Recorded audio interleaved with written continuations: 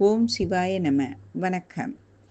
ஆகாயம் என்ற மாயைக்கும் கர்மாவுக்கும் சஞ்சலம் அனுபவிப்பவர்கள் கொடுக்கும் சாபத்திற்கும் சம்பந்தம் உண்டு. ஆமாங்க, அதை பற்றி இன்னைக்கு பேசுவோம்.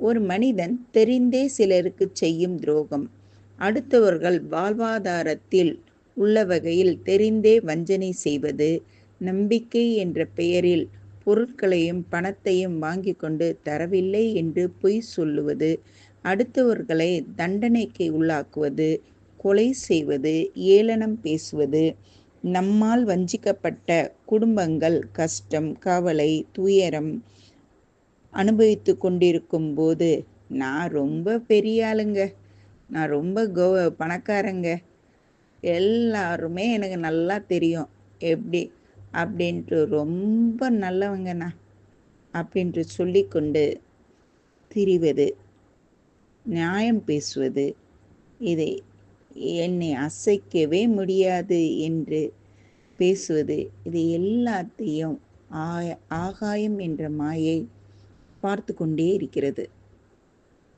இதை பற்றி நாளைக்கு பேசுவோம். ஓம் சிவாய நமக. வணக்கம்.